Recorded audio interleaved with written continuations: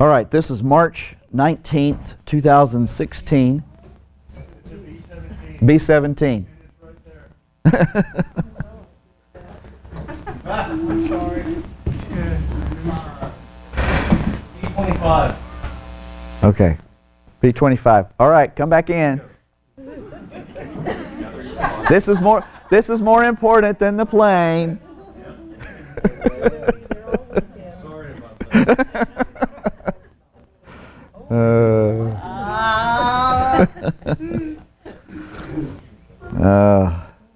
All right, start over again. March 19th, 2016 on our calendar here. And on the Hebrew calendar, the 9th day of Adar 2, 5776. I entitled this message, Help to Kill a Giant. Now, I could subtitle it as well, The Giant That David Couldn't Kill. And we're going to look at an obscure passage. How many of you knew that there was a giant that David couldn't kill?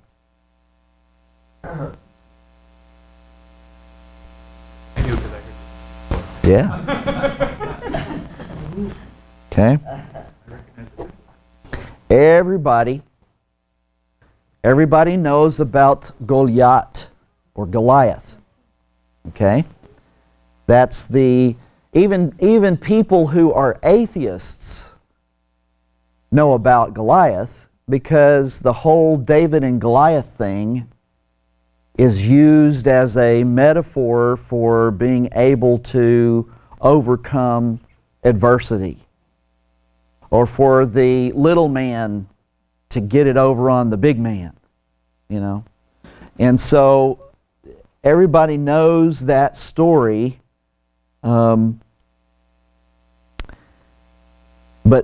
hardly anyone knows about the giant that David couldn't kill. I want us to go to Shmuel Beit, 2 Samuel, chapter 21, page 358, Complete Jewish Bible.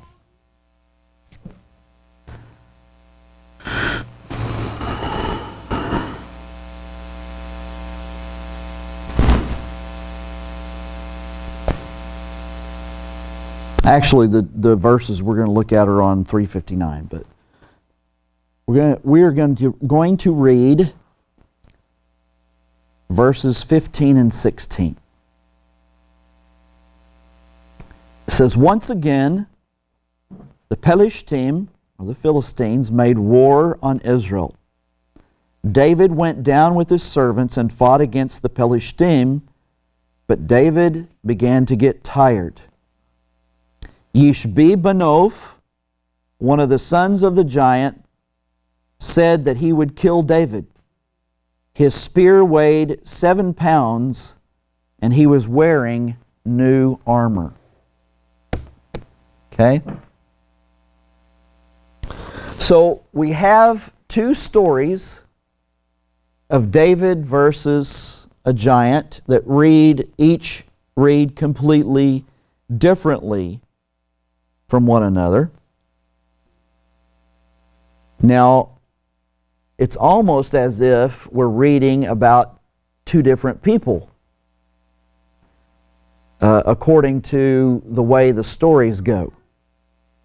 The David that faced Goliath was a teen who knew nothing of trained combat, but instead was a mere shepherd who had no reputation to protect, nor did he have people under his care. Okay? So at that point in time, he was young. He was not head over anything except his father's sheep. The David that faced Yishbi-Banov, however, was an older man, a seasoned warrior with great military experience who had killed thousands had even killed giants, known by many over the then known world with stories of victories to his credit, lauded in songs and legends, and the King of Israel, holding sway over armies of men who would follow him anywhere and do anything for him. So two very different scenarios. So the question comes up, why couldn't the second David do what the first David did?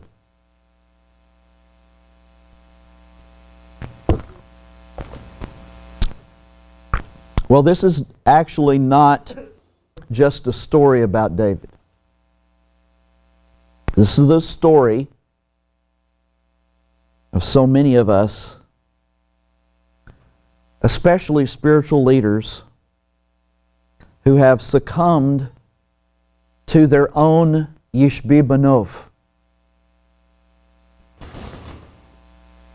Did you know that an average of 15, listen to this now, an average of 1,500 men per month have been leaving the ministry since 1995 here in the United States? 1,500 men per month on average have been leaving the ministry.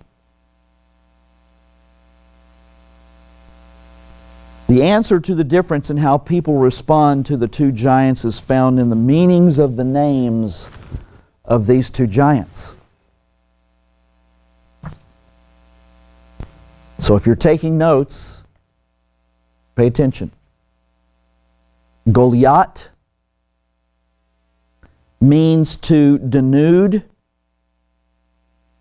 disclose, or reveal.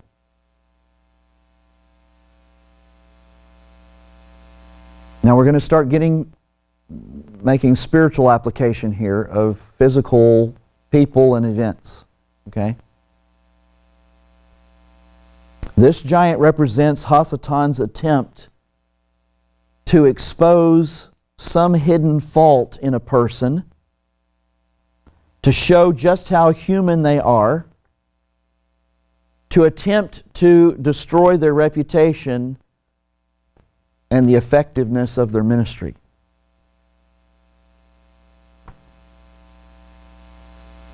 When it comes to people in ministry in this country, one of the things that has happened, which is extremely unfortunate, is that we have so elevated the people in ministry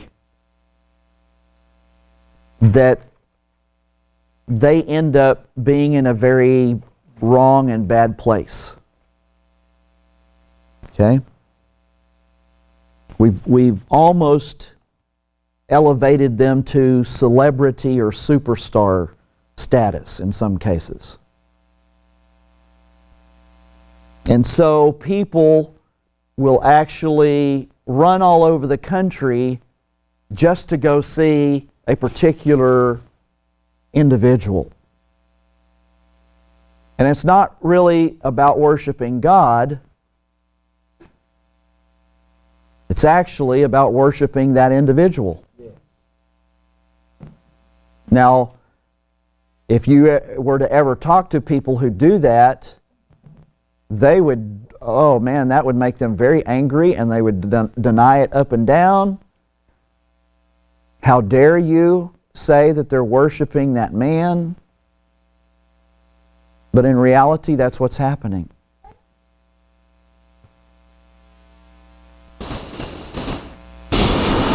We have come to believe in this country that ministers are supposed to be so spiritual that they have overcome all human weaknesses.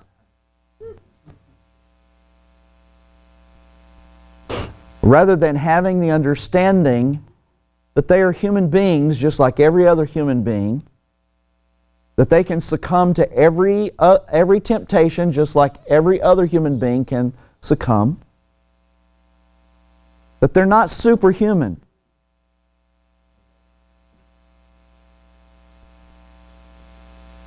And especially what ends up happening is, we know from Scripture that pride and arrogance cause us to fall. And when these spiritual leaders get so elevated and accept the elevation, they become proud and arrogant of their position and what they can do and the power that they have over people, etc. And then they're open to falling in some way.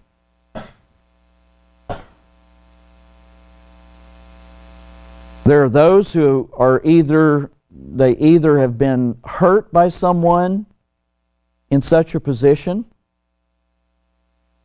or they get jealous of the attention that the person gets. And these people actually specifically lie in wait with a magnifying glass, examining these leaders to see if they can find some kind of fault in them, and as soon as they see something, then they go after them to destroy them.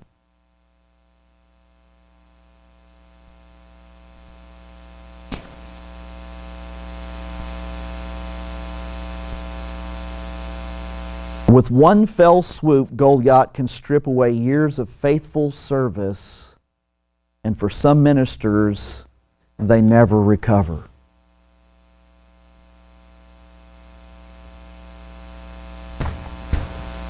Now, Yishbi Benov. Benov is actually, Nov is a city. Benov means to be of Nov or from Nov. So this is identifying this giant named Yishbi as being from Nov. Okay? On the other hand, his name means to dwell, to settle, to remain. Now this giant is much more insidious than Goliath. Yishbi is a problem or weakness which no one else knows about, but that just won't go away. It's persistent. It's relentless,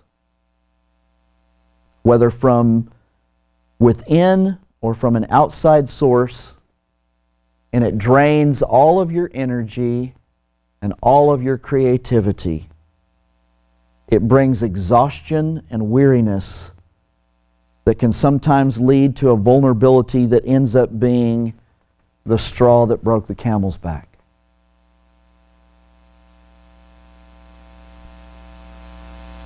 I'm going to bring up a very sensitive topic, but it needs to be brought up. I don't know what the statistic is anymore, but you would be shocked if I told you how many men, including men who are in ministry, are addicted to pornography.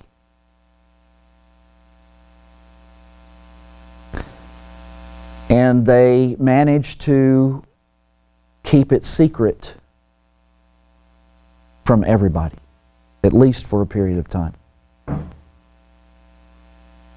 And this particular issue is something that is personally, it hurts me in my heart because I was there. I used to be addicted to pornography in the past. And that it's one of those things that, just like any kind of addiction, is extremely difficult to get rid of.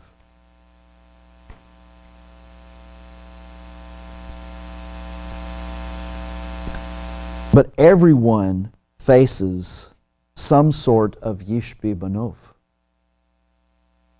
If we're honest with ourselves,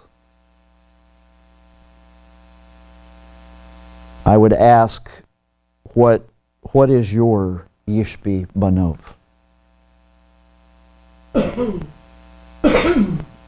Is it lust? Is it lying? Manipulation? Anger? Insecurity? Fear? Overeating? Drugs? Alcohol? Cigarettes?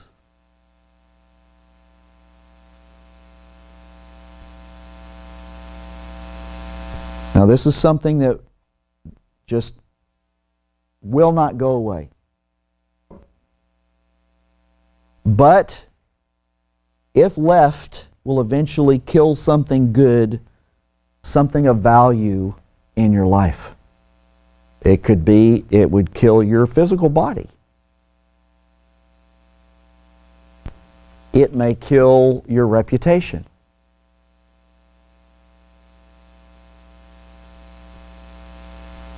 It may kill relationships.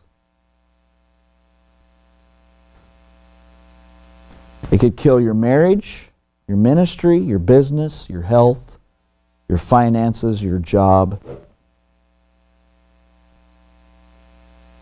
So why couldn't David kill this particular giant?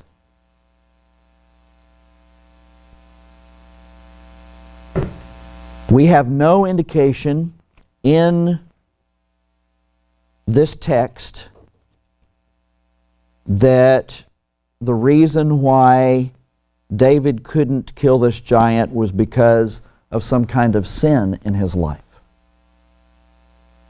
Now, there were times in the Scripture where when the people of Israel went out against an army, they lost because of sin. But in this particular case, it doesn't tell us that it was sin that caused him to be unable. Instead, David had been trying to handle too many things, and he was so weary that he couldn't think straight. When we're weary, we don't make wise choices.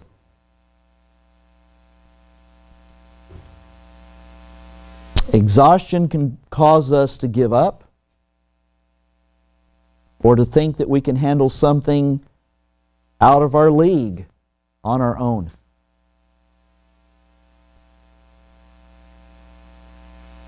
What else was going on here? David was king. Now this plays a huge part in what's going on here. In his mind, he felt he had to lead by example. If there was a giant to fight, after all, the giant killer was supposed to do the job. That was his reputation. He was the giant killer. And so he's thinking, everybody's expecting me to do this.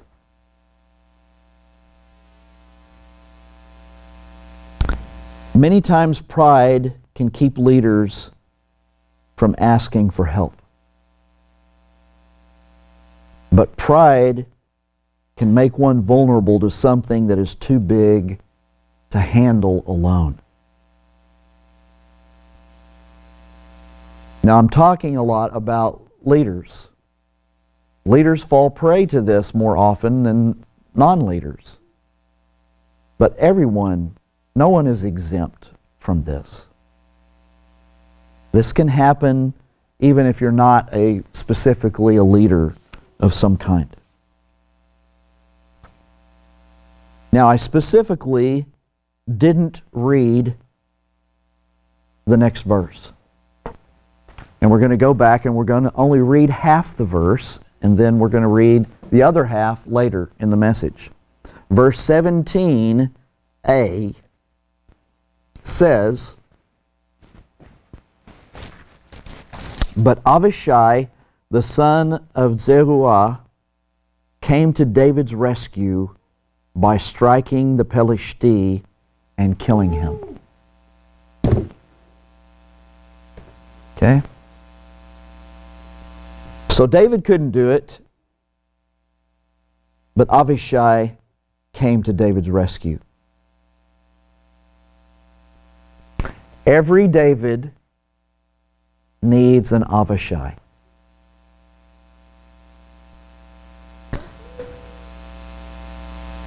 And so I would ask you the question,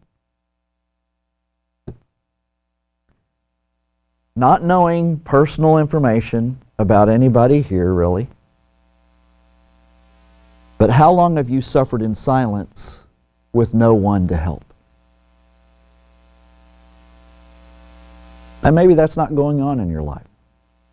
And that's great if it's not. How far will you have to go before you realize that you can't overcome your Yishbi Benov by yourself?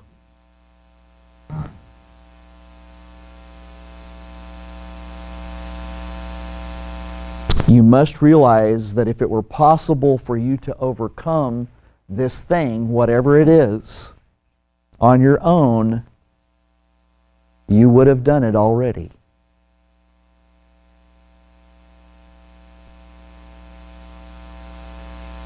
Now I want you to notice what Avishai did not do, because it's just as important as what he did do. Avishai did not point out David's faults and weaknesses. He didn't make fun of him. He didn't preach at him. He didn't even encourage him. Many times we see someone struggling with something and we do nothing to help. We believe that if we just give a spiritually wise word, that that's enough. Or we think that we just need to pray for that person.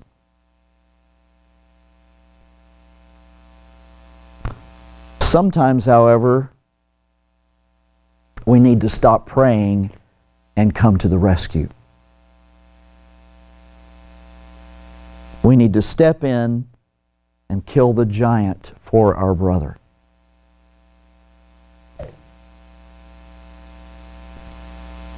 Avishai was not ashamed of the fact that David was weak.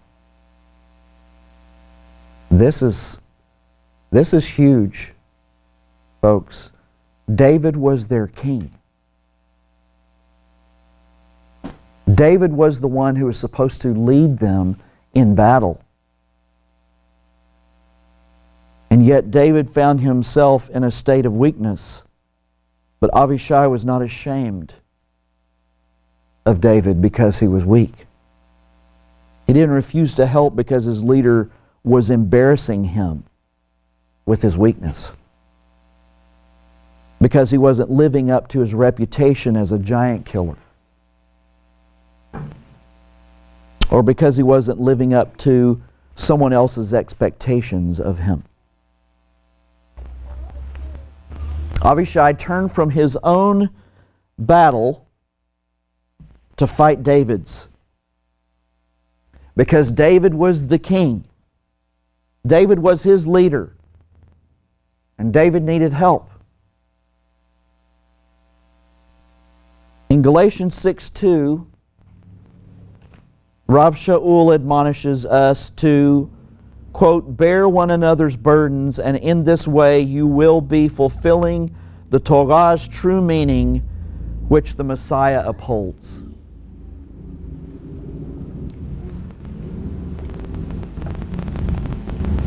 Now the reason Abishai did what he did was understood and echoed by the other soldiers in the army of Israel.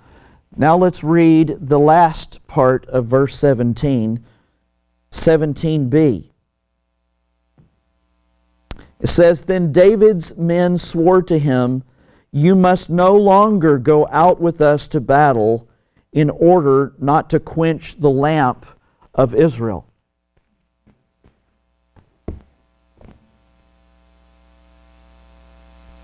These men understood that the beliefs that they were fighting for, the man that they were fighting for, the life they were fighting for, the home they were fighting for, David's reputation, all of it would be rendered null and void if David died.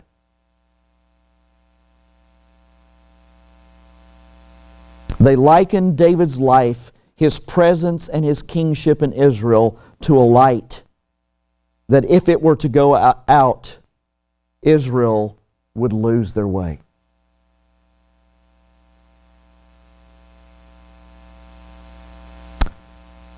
I want to make a statement that you guys need to hear. There's far more to a person than just what they can produce.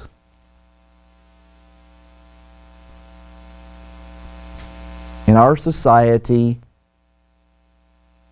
we have reduced human beings down to, you are valuable based on what you can produce. And if you cannot produce anything, you are of no value.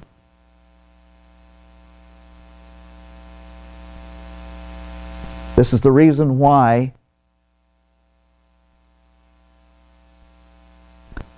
abortion is rampant.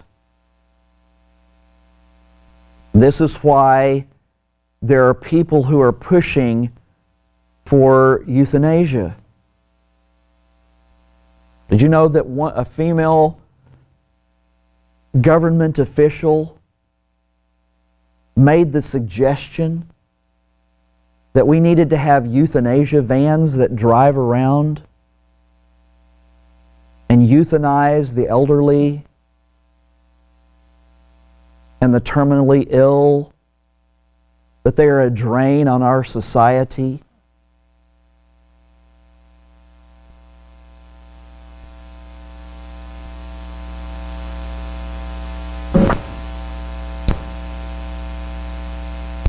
According to the sages of Israel, every man contains the divine spark of the Almighty.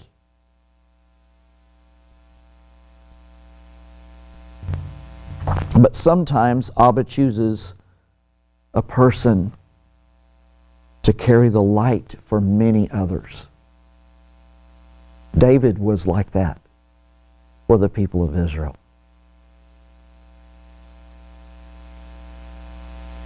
People desperately need affirmation. They need a reason for their existence.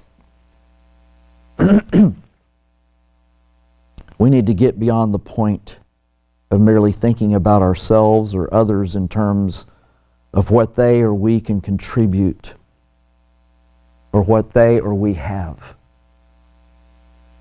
That's what this society is all about anymore.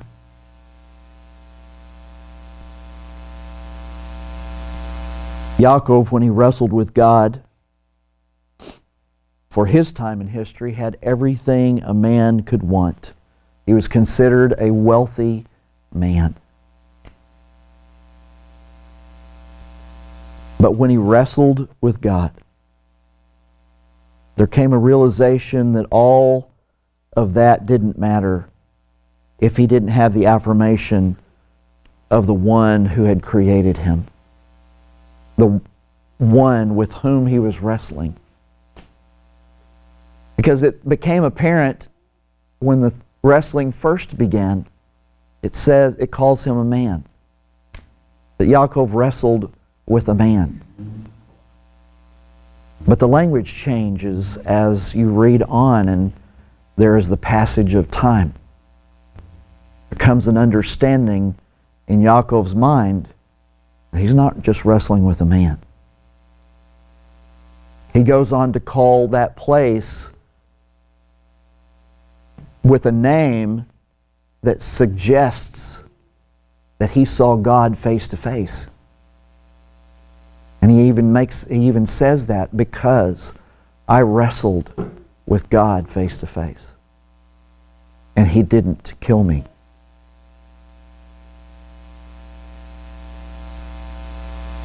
And so he asked for a blessing from God. And that became more important than all the stuff that he had. So much so that he was willing to hang on to God and not let go until he got the blessing, and until God actually touched his hip and made him lame in his hip.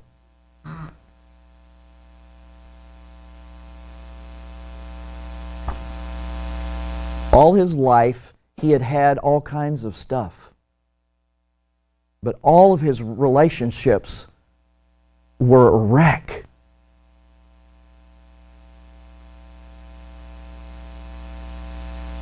Every relationship he had gone sour in some way. And he understood that there was no real value in all the stuff that he had. He needed someone to tell him he had value minus all the possessions. Just for himself, just for being who he was, that he had value. The men of David's army understood the value of a man. They could do without his sword. Okay? That was the production part of it.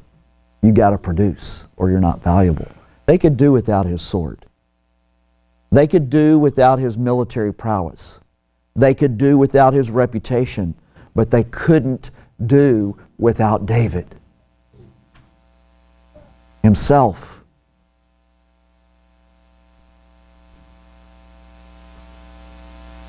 We've fought, as a country, we've fought a lot of wars over the years, and there have been men taken prisoner in those wars. And the compilation of data from those prison situations have shown that those who are kept in solitary confinement, never allowed to have human contact, never allowed to speak with others, never shown any kindness, died much, much earlier than all the other prisoners. It's because God made us to need others in our lives. We need relationship with other people to thrive, to live.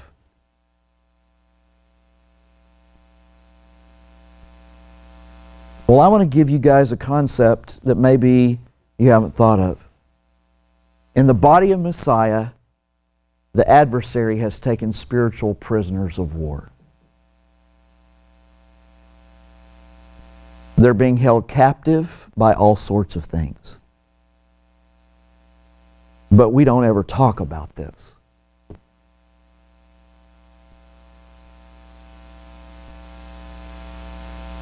I've never heard any sermons about the prisoners of war in the spiritual battle.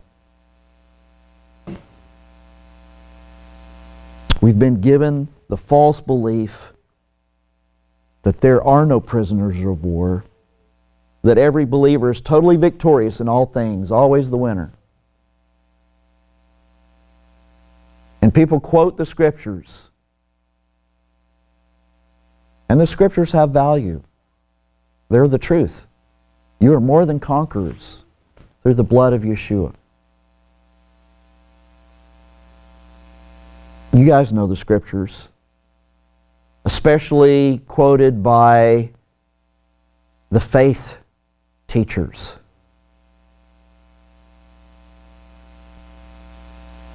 What gets me about the faith teachers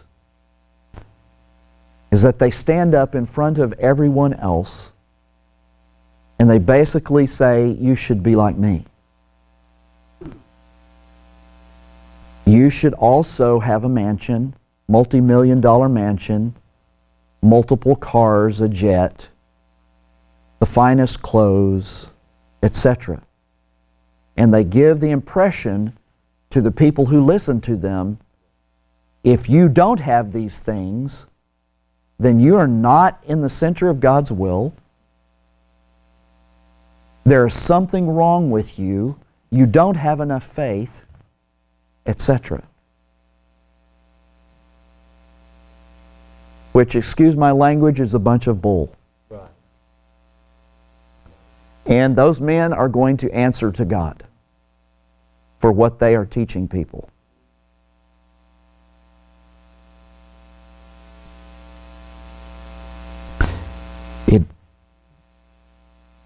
But to believe that everybody is always supposed to be victorious and be a winner if they believe in God is self-deceiving and naive. It doesn't matter who a person is or what they are prisoners of. If they are a true believer and a brother and sister in the Messiah, they deserve to be rescued.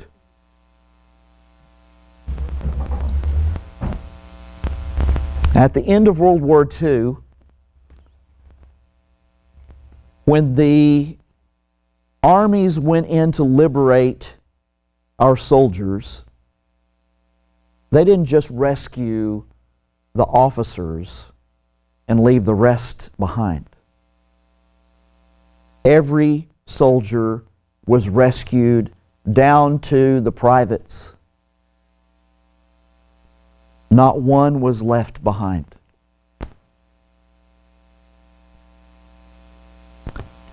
Now, only you know this,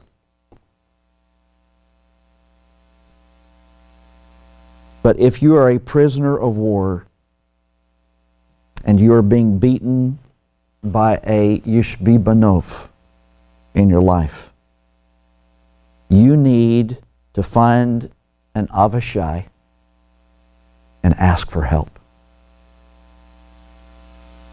If there is something in your life that you have been wrestling with for years and cannot seem to overcome,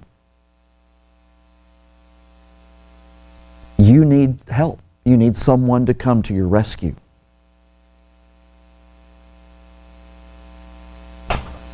Don't be so ashamed of the fact that you're weak that you don't ask for help. Now, I'm not suggesting that you just run out and go tell anybody. You need to know that the person that you tell is going to be like Avishai, who isn't going to berate you for your weakness, not going to put you down because you have a problem, but who is actually going to come to your aid.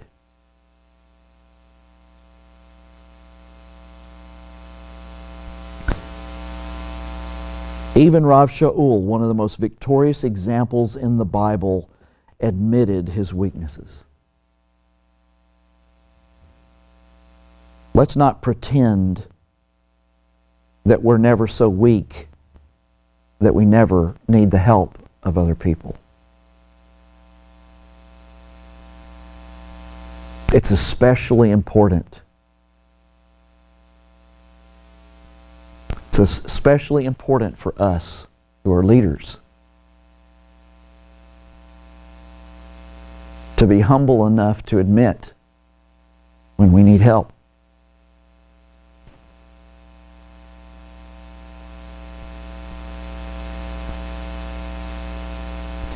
And if you're not a prisoner of war right now, than be an Avishai for someone who's being attacked by a Yishbi Banov? Do you know of a situation with someone where they are struggling and they need help? Then turn from your battle and fight theirs for them.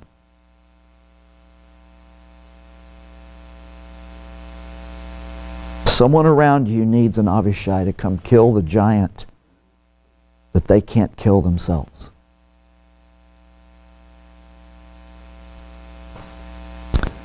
And if we believe what the rabbis say, the light of God is in every person, and that we can consider our fellow believers in Messiah as being like David, then we mustn't allow the light of God to go out in another believer's life. See, too often, the people that go about correcting what is wrong in others, they don't do it. It has absolutely nothing to do with wanting to make sure the light doesn't go out. It's not done in love. It's done in, I'm right, you're wrong, and I need to show you how wrong you are. That's not what is being called for here. This is out of genuine care and concern for your fellow brother or sister in the Messiah. When you see them suffering and hurting and struggling, you go to them and say, how can I help you overcome? So that your light doesn't go out, so that your reputation isn't ruined, so that you don't lose your relationships, so that you don't lose your job. And folks, don't believe that there's not anybody in this congregation in that place. I personally know of at least one that is now in grave trouble. And I don't know at this point in time if they can be helped. But when we see, we have to come to the rescue.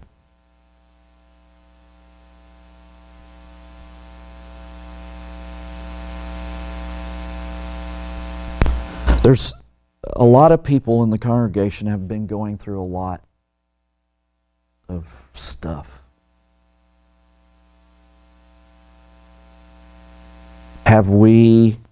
My challenge is, have we even attempted to give aid?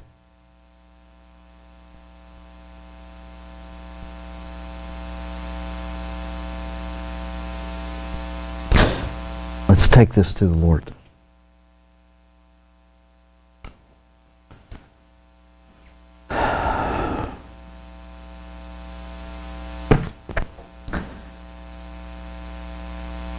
Abba, the verse that is coming to my mind right now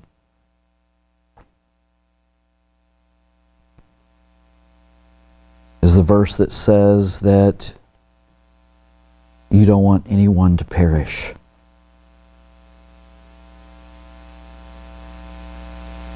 This is your heart, Lord.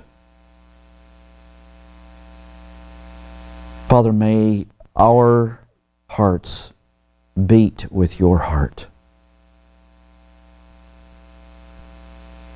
Father, in this congregational setting, it is so easy to just come on Shabbat, say, hi, how you doing? Maybe even talk about a few things that are going on. Pray for one another. And all of these things are good.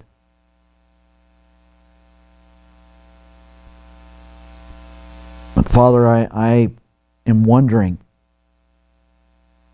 how many times there are people who are suffering in some way in silence, and they never say anything to anyone.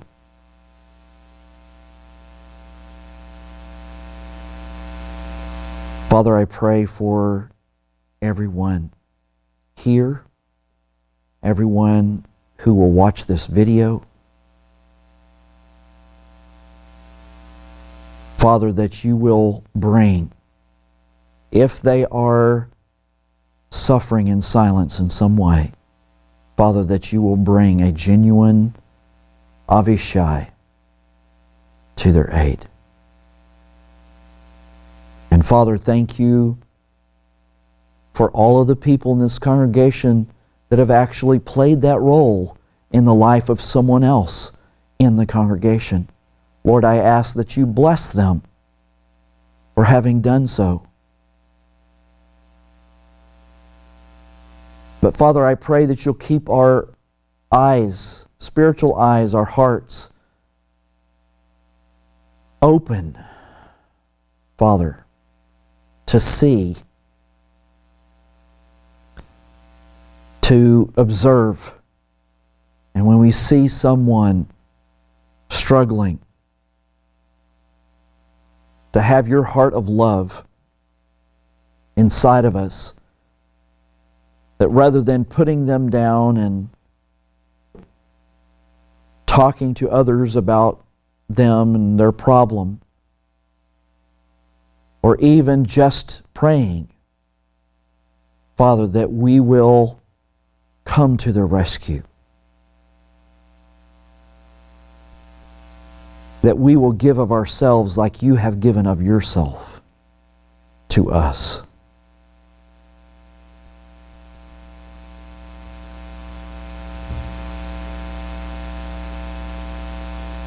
Father, this is, our society is so well, I'm not really sure, indoctrinated, I guess is the word,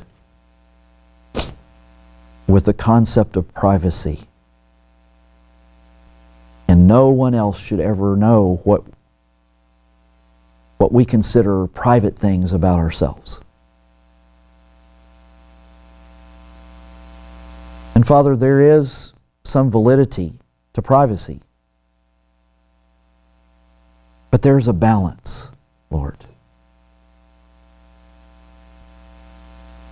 And Father, there are some things that, like this message is talking about, some things that shouldn't remain private because they are killing us.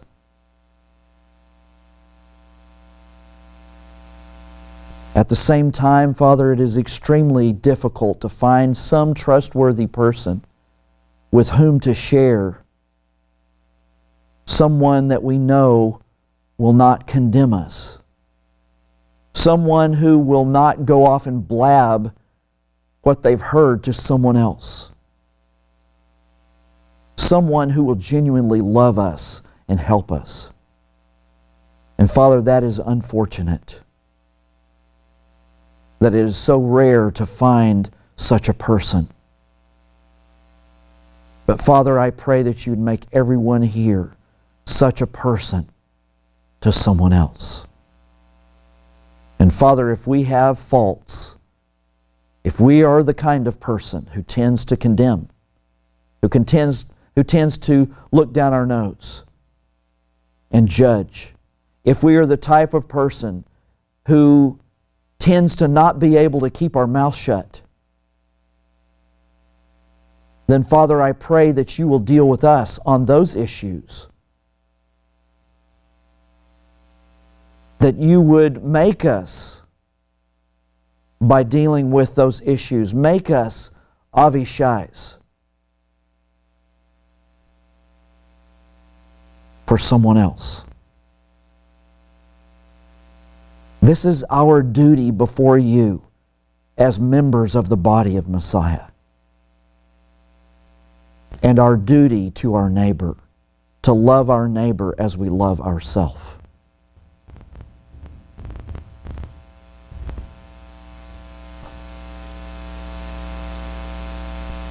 Father, may your body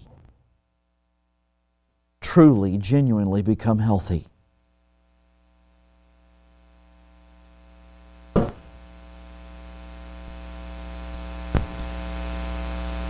And Father, it begins with the admission that there is a sickness or there is something wrong that needs to be healed.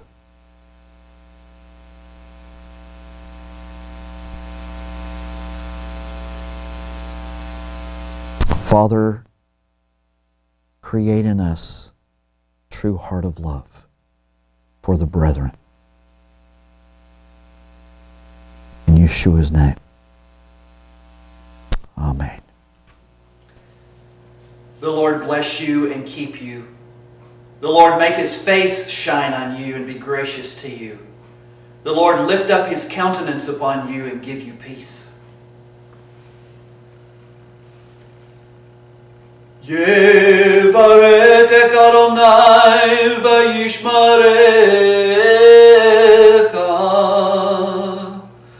Ya'er Adonai panav alecha v'yichunecha. Yisa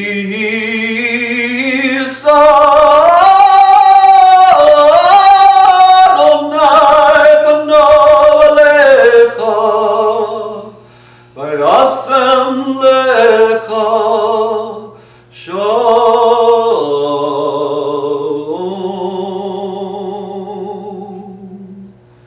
B'shem Yeshua Mishikenu Adonenu Tzidkenu Yeshuatenu Sar Shalom.